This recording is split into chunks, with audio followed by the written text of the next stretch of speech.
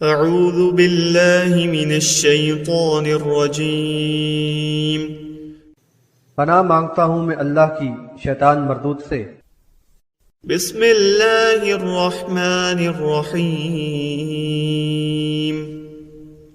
اللہ کے نام سے جو بڑا مہربان نہایت رحم فرمانے والا ہے۔ الم تعلم ان اللہ له ملک السماوات والارض يعذب من يشاء ويغفر لمن يشاء واللہ علی کل شیء قدیر۔ کیا تمہیں نہیں معلوم کہ آسمان و زمین کی سلطنت کا بلا شبہ اللہ ہی مالک ہے؟ وہ جس کو چاہے عذاب دے اور جس کی چاہے مغفرت کرے، اور اللہ ہر چیز پر قدرت رکھنے والا ہے۔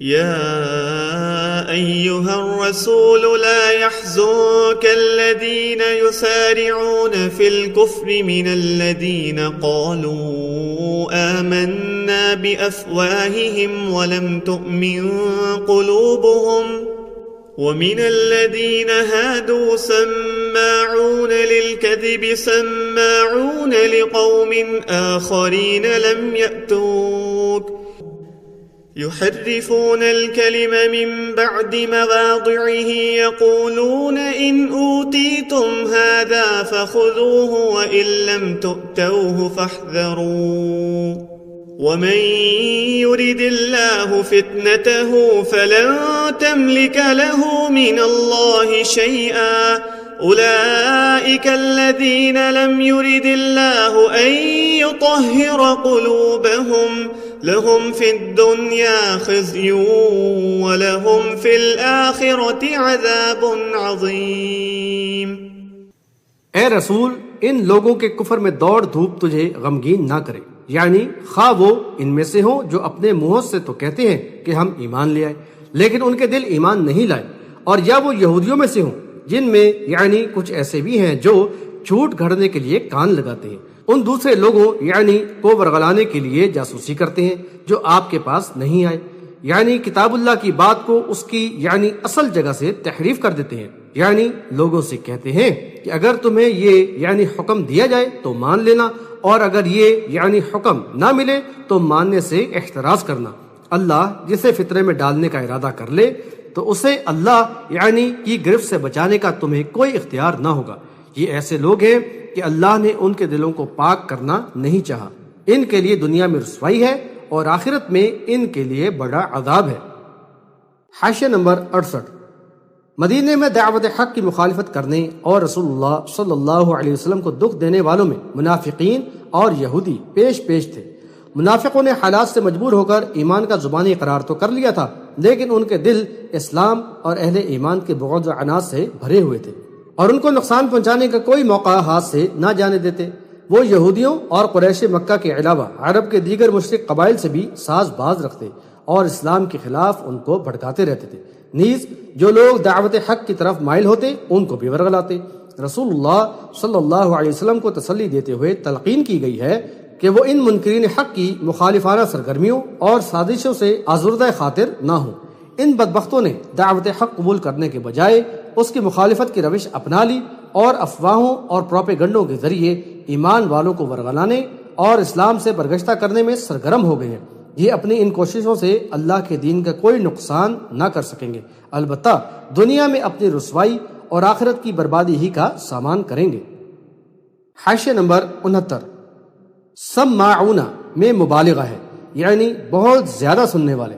یہودی نبی صلی اللہ علیہ وسلم کی مجلس میں جاسوسی کے مقصد سے بیٹھتے اور کان لگا کر باتیں سنتے تاکہ کوئی راز کی بات معلوم ہو جسے دشمنوں تک پہنچا دیں، یا رسول صلی اللہ علیہ وسلم اور اسلام کے خلاف کچھ مواد حاصل کر لیں اور نئے ایمان کی طرف مائل ہونے والوں کو ورغلائیں اور باطل پروپیگنڈے کی مہم چلائیں۔ وہ ان کوششوں میں بڑے سرگرم تھے۔ حاشیہ نمبر 70۔ مفاد پرست یہودی علماء کے خسائل اور جرائم کی نشاندہی کی جا رہی ہے۔ یہ آخرت کے عذاب سے بے خوف ہو کر ایسے سرکش اور ڈھیٹ ہو گئے ہیں کہ مذموم مقاصد کی خاطر کتاب اللہ کی آیات کو موقع و محل سے بدل دینے میں بھی دریغ نہیں کرتے۔ کتاب اللہ کے احکامات کا کتمان اور تلبیس و تحریف کا ذکر قرآن میں متعدد مقامات پر کیا گیا ہے۔ یہاں تورات کے معنی و مطالب کی تبدیلی کا جو ذکر ہے اس کے شان نزول میں ایک واقعہ حدیث میں مذکور ہے۔ برا بن عازب رضی اللہ عنہ سے روایت ہے کہ نبی صلی اللہ علیہ وسلم کے سامنے ایک یہودی نکلا جس کا منہ کالا کیا گیا تھا اور اس کو کوڑے مارے گئے تھے۔ آپ صلی اللہ علیہ وسلم نے یہودیوں کو بلا کر پوچھا، کیا اپنی کتاب میں تم زانی کی ایسی ہی سزا پاتے ہو؟ انہوں نے کہا ہاں۔ پھر آپ صلی اللہ علیہ وسلم نے ان کے علماء میں سے ایک شخص کو بلا کر کہا، میں تمہیں اللہ کی قسم دیتا ہوں جس نے موسیٰ علیہ السلام پر تورات نازل کی تھی، کیا تم اپنی کتاب میں زانی کی ایسی ہی سزا پاتے ہو؟ اس نے کہا نہیں، اگر آپ مجھے یہ قسم نہ دیتے تو میں آپ کو یہ خبر نہ دیتا۔ یعنی دراصل ہم تورات میں رجم ہی کی سزا پاتے ہیں، مگر ہمارے معززین میں زنا کی کثرت ہو گئی تو ہم کسی شریف یعنی بڑے آدمی کو پکڑتے تو اسے چھوڑ دیتے، اور غریب کو پکڑتے تو اس پر حد جاری کر دیتے۔ پھر ہم نے مجتمع ہو کر ایسی سزا پر اتفاق کر لیا جس کو شریف و غریب دونوں پر نافذ کر سکے، چنانچہ ہم نے رجم کے بجائے منہ کالا کرنا اور کوڑے مارنا مقرر کر لیا۔ آپ صلی اللہ علیہ وسلم نے فرمایا، اے اللہ، میں سب سے پہلے تیرے حکم کو زندہ کرتا ہوں، جبکہ ان لوگوں نے اسے مردہ کر دیا تھا۔ پھر آپ صلی اللہ علیہ وسلم نے حکم دیا اور اس یعنی یہودی کو سنسار کر دیا گیا۔ تو اللہ تعالیٰ نے یہ آیت نازل فرمائی، یا ایھا الرسول، اللہ کے اس قول تک، ان اوتیتم ھذا فخذوہ، یعنی وہ یعنی یہودی کہتے ہیں کہ محمد صلی اللہ علیہ وسلم کے پاس چلو، اگر وہ تمہیں منہ کالا کرنے اور کوڑے مارنے کا حکم دے تو اس کو لے لو، یعنی اس پر عمل کرو، اور رجم کرنے کا فیصلہ کریں تو احتراز کرو، یعنی فیصلہ نہ مانو۔ پھر اللہ تعالیٰ نے یہ آیات نازل کی، وَمَن لَّمْ يَحْكُمْ سے لے کر فَأُولَٰئِكَ هُمُ الْفَاسِقُونَ، یہ سب آیات کفار کے بارے میں نازل ہوئیں۔ وقال مسلم کتاب الحدود رجم الیہود اہل الذمہ فی الزنا۔ اس سلسلے میں ایک اور واقعہ بھی قابل ذکر ہے۔ عبداللہ بن عمر رضی اللہ عنہما کی روایت کا خلاصہ ہے کہ رسول صلی اللہ علیہ وسلم کے پاس ایک یہودی مرد اور عورت لائے گئے جنہوں نے زنا کیا تھا۔ آپ صلی اللہ علیہ وسلم کے پوچھنے پر کہ ان کی کتاب میں اس کی کیا سزا ہے، انہوں نے کہا، ہمارے علماء نے منہ کالا کر کے گدھے پر الٹے سوار کرانا اور گھمانا بتایا ہے۔ عبداللہ بن سلام رضی اللہ عنہ نے کہا، یا رسول اللہ صلی اللہ علیہ وسلم، ان سے کہیے کہ تورات لائیں۔ تورات لائی گئی اور ان میں سے ایک شخص نے آیت رجم پر اپنا ہاتھ رکھ لیا اور اس سے پہلے اور بعد کی آیات پڑھنے لگا۔ عبداللہ بن سلام رضی اللہ عنہ نے اس سے کہا کہ اپنا ہاتھ اٹھاؤ، تو اس کے ہاتھ کے نیچے آیت رجم تھی۔ رسول صلی اللہ علیہ وسلم نے حکم دیا اور دونوں کو سنسار کر دیا گیا۔ بحوالہ بخاری کتاب الرجم فی البلاد، مسلم کتاب الحدود، باب رجم الیہود اہل الذمۃ فی الزنا۔ اس سے یہ بات ثابت ہو گئی کہ یہودی علماء نے تورات میں تحریف و تلبیس تو کی ہی تھی، لیکن جو کچھ اس میں تھا اس پر بھی وہ عمل نہ کرتے تھے، اور یہ بات بھی واضح کر دی گئی کہ کس طرح وہ لوگوں کو گمراہ کر کے قبول حق سے روکتے تھے۔ اللہ تعالیٰ نے ان کی فنکارانہ چال انہی پر الٹ دی۔ حاشیہ نمبر 71۔ اسی تسلسل میں فرمایا کہ یہ یہودی اس قابل نہیں رہے کہ ان کو مزید موقع دیا جائے اور ان کا تزکیہ کیا جائے۔ جو خود پاک ہونا نہ چاہے اور اس کے لیے کوشش نہ کرے تو اللہ اسے پاک نہیں کرتا۔ ان کی کھوٹ اور شیطانی چال کو ظاہر کر دینے کے لیے اللہ نے ان کو فتنے میں ڈالا ہے۔ ایک بڑے آدمی نے قابل حد گناہ کا ارتکاب کیا اور ان کے عالموں نے اس کو بچانے کے لیے کتاب اللہ کی تحریف و تلبیس سے بھی گریز نہ کیا۔ اللہ تعالیٰ نے اپنے رسول صلی اللہ علیہ وسلم کے ذریعے ان کو رنگے ہاتھوں پکڑوایا اور مجرم پر حد جاری کروا کے اس واقعے کو لوگوں کی نصیحت و عبرت کا سبب بنا دیا۔ نیز ان بدقماش علماء کے چہروں سے نقاب ہٹا کر ان کی دینداری کا بھرم کھول دیا۔ اب ان کے لیے دنیا میں ذلت و رسوائی اور آخرت میں شدید عذاب مقدر ہے۔ سماعون للكذب أكالون للسحت فإن جاءوك فاحكم بينهم أو أعرض عنهم وإن تعرض عنهم فلن يضروك شيئا وإن حكمت فاحكم بينهم بالقسط إن الله يحب المقسطين۔ یہ جھوٹ یعنی بنانے کے لیے جاسوسی کرنے والے حرام مال خوب کھانے والے ہیں۔ اگر یہ تمہارے پاس آئیں تو اگر چاہو تو ان کے درمیان فیصلہ کر دو یا ان سے اعراض کر لو۔ اگر تم ان سے منہ پھیر لو تو بھی یہ تمہیں کوئی ضرر نہ پہنچا سکیں گے، اور اگر تم فیصلہ کرو تو ان کے درمیان انصاف سے فیصلہ کرنا، یقیناً اللہ انصاف کرنے والوں سے محبت کرتا ہے۔ حاشیہ نمبر 72۔ قوم یہود کے شانی خسائل اور قبیح جرائم کا مزید ذکر کرتے ہوئے فرمایا کہ یہ جھوٹ کے لیے جاسوسی کرنے والے اور بہت زیادہ حرام کھانے والے ہیں۔ عذاب آخرت سے بے خوف ہو کر یہ ایسے ڈھیٹ اور سرکش ہو گئے ہیں کہ انہوں نے حرام کو اپنے لیے حلال کر لیا ہے، یہاں تک کہ حرام خوری ان کا ذوق بن گئی ہے۔ دنیاوی مفادات سمیٹنا، بے دھڑک رشوت لینا اور بڑوں کو خوش رکھنے کے لیے نذرانے پیش کرنا گویا ان کی زندگی کا مقصد بن گیا ہے۔ چنانچہ لوگوں کو خوش رکھنے کے لیے کتاب اللہ کی تحریف کر کے دین کو مطلوبہ شکل میں پیش کر دینے میں بھی پس و پیش نہیں کرتے تاکہ نذرانوں اور چڑھاووں کا راستہ کھلا رہے۔ ان کی ساری دوڑ دھوپ اسی مقصد کے حصول کے لیے ہے۔ دین حق ان کی راہ میں رکاوٹ ہے، اس لیے اس کی مخالفت میں سرگرم ہے۔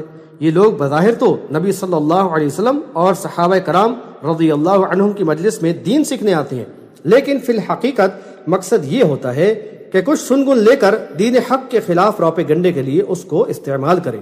اب یہ بھی لمحہ فکریہ ہے کہ کیا یہ آیات اس امت کے علماء پر صادق نہیں آتی؟ حاشیہ نمبر 73۔ یہودی نبی صلی اللہ علیہ وسلم کے پاس فیصلہ کرانے اسی غرض سے آتے تھے کہ فیصلے میں کچھ نرمی ہو اور بااثر لوگوں کی سزا میں تخفیف کرا لے۔ اللہ تعالیٰ نے یہ تاکید حکم نازل کر کے ان کی امیدوں پر پانی پھیر دیا۔ پہلے تو یہ بتایا گیا کہ نبی صلی اللہ علیہ وسلم کو اختیار ہے کہ وہ یہودیوں کے معاملات کا فیصلہ کریں یا نہ کریں، کیونکہ انہوں نے خود کو اللہ اور رسول کی اطاعت سے آزاد رکھا ہوا ہے۔ چنانچہ فرمایا اگر نبی صلی اللہ علیہ وسلم ان کو زیادہ اہمیت نہ دیں اور ان سے اعراض کریں تو یہ لوگ نبی صلی اللہ علیہ وسلم یا دین اسلام کو کوئی نقصان نہ پہنچا سکیں گے۔ تاہم اگر فیصلہ کریں تو عدل و انصاف اور کتاب اللہ کے قانون کے عین مطابق کریں، اور اس معاملے میں نہ کسی دباؤ کا لحاظ ہو اور نہ کسی قسم کی رعایت و مداہنت۔ یہ اللہ کا پسندیدہ طرز عمل ہے اور یہی مطلوب ہے۔ وَكَيْفَ يُحَكِّمُونَكَ وَعِندَهُمُ التَّوْرَاةُ فِيهَا حُكْمُ اللَّهِ ثُمَّ يَتَوَلَّوْنَ مِن بَعْدِ ذَلِكَ وَمَا أُولَئِكَ بِالْمُؤْمِنِينَ۔ اور یہ تمہیں کیسے حکم بناتے ہیں جبکہ ان کے پاس تورات ہے جس میں اللہ کا حکم موجود ہے، پھر اس کے بعد بھی وہ روح گردانی کرتے ہیں، یعنی دراصل یہ مومن ہیں ہی نہیں۔ حاشیہ نمبر 74۔ اس آیت میں قوم یہود کی بدنیتی، بددیانتی اور کتاب اللہ سے غداری کی کھل کر نشاندہی کی گئی ہے۔ نبی صلی اللہ علیہ وسلم کو خطاب کر کے فرمایا کہ یہ لوگ تمہیں حکم بناتے اور اپنے معاملات کے فیصلوں کے لیے تمہارے پاس آتے ہیں، جبکہ اللہ کی کتاب تورات ان کے پاس ہے جس پر ایمان کا ان کو دعویٰ ہے، اور اس میں اللہ کے احکامات موجود ہیں، اور انہیں اپنے علم و دانش پر بھی بڑا ناز ہے۔ انہیں تو چاہیے تھا کہ اس کتاب سے رہنمائی حاصل کرتے ہوئے اپنے معاملات کے فیصلے اسی کے مطابق کرتے۔ یہ کیسا تضاد ہے کہ ایک طرف تو تمہیں رسول ماننے کو تیار نہیں بلکہ شدید مخالف ہے، دوسری طرف فیصلے تم سے کرانا چاہتے ہیں۔ دراصل یہ مفاد پرست لوگ ہیں اور ایسا فیصلہ چاہتے ہیں جو ان کے مفاد کے مطابق ہو۔ ان کی نظر میں نہ تو اللہ اور رسول کی بات کی کوئی اہمیت ہے اور نہ کتاب اللہ کی قدر و منزلت، پھر بھلا ان کا ایمان و اسلام سے کیا تعلق ہے؟ ان کا دعوی ایمان قطعاً باطل ہے۔